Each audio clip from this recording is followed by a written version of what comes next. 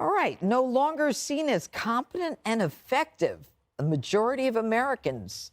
Why do you think it's just now that it took them this long? I think that they're a pretty young administration, right? Only a year, and there are 3 more years to go. So keep that in mind. The I word, incompetent, when that starts creeping up into basically even in the mainstream media, that is a really big red flag. But there was another I word that started to pop up last week, also in mainstream media, and that was impotent. So if you add those 2 things, that is no bueno. All right. So for a White House. Tell me about it. You have that problem. Well, I'm not going to go to you next then. There's a lot of good therapeutics out there. I just think that they have some significant problems, and there are times when you have to figure out a way to, okay, well, what are we going to do? We got to have something different. We got to have a new policy. We have to have something that changes things. And you just don't see that on the horizon. The idea that the president is going to go out and talk about his accomplishments more doesn't seem to me that that's going to turn around the polls. It's a hard job. All right. All right, Greg, aside from the impotent part, what's with the 36% who would vote for him? Well, he is soft on crime. Right. Well, those are the criminals. Yes. Okay. Is that your position? Numbers. Is that your position? Numbers, Judge. Last week, comedian Jim Gaffigan said he would vote for Joe Biden's corpse over Trump. And I hate to tell him, he already did. This guy is so not in charge any more than a Walmart greeter is in charge of a Walmart. He's just there shaking people's hands. But it kind of shows you the trade-off and the payoff, right? We always said that, like, there were people that were suffering from Trump derangement, like Gaffigan and others, who were so emotionally damaged that they would happily embrace the mystery box behind door number 3, except the mystery box was Joe Biden. And now, yeah, sure, you don't have the tweets anymore. You don't have to think about the guy who upsets you and your wife. But now you got crime, you got inflation, you got the border, you got COVID policy that's all over the place. You have Ukraine, you got China. But hey, you don't have this is what we're dealing with right now because a select group of elitists could not bear the tweeting. Okay. All right. Well, then, Harold, I'll ask you this.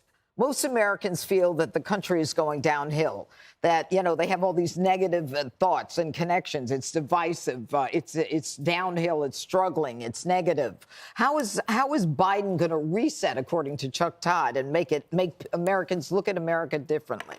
You reset, you focus on the things they want you to focus on. I've said before. Well, what has he done? He needs to do it. He's obviously not doing enough. One of the numbers in the poll, which I think they need to realize also, is in the NBC poll, 64% of African Americans support President Biden. That's a low number for Democrats. They've got to be mindful of that. An inflation task force at Daily provides us with updates on what we're doing to unclog the supply chain to ensure that we're able to get at, I think, the root cause of some of this inflation. 2, a crime task force. You got to get your FBI director, and we got to figure out how in Chicago, New York, Los Angeles, Denver, Atlanta, Baltimore, Memphis, where you have these crime sites that you put people, you have not only just the talk in the press room, but how are we keeping track of these things and how are we dedicating and allocating resources? 3, the border. Without question, 60% of Americans oppose what he's doing on the border. That's a recipe for a loss, not only in the midterms, but going forward. I've said before, 3 of the 4 past presidents were down at this point in their administration, and they came back. 2 others were down, they lost, Carter and Trump. You don't want to be that if you're Biden. You want to figure out how you get on the winning side. You get on the winning side by walking with the people, not in front of them, not behind them, but alongside them. And they're not doing enough of that right now. Yeah, which means you have to feel their pain. And speaking of feeling their pain, now there's a percentage of Americans who think that the pandemic is responsible for inflation, Jesse, and another percentage feels that it's not. What do you think Biden has to do? How does he play it? Well, it's both things that are causing the inflation, but Biden hasn't really done anything besides that one attempt to lower the price of gasoline that shows that he's focused on it. And then he flies and looks at Ukraine, and then, he focuses on the voting thing. But he's not zeroed in on the pain that people are experiencing.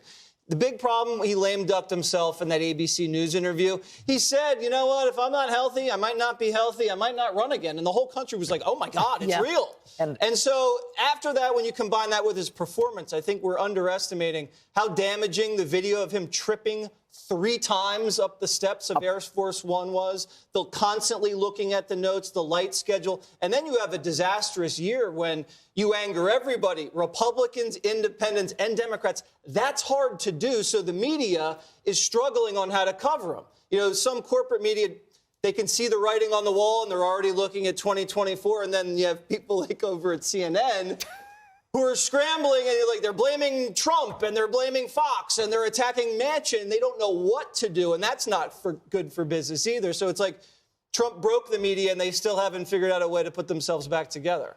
Okay.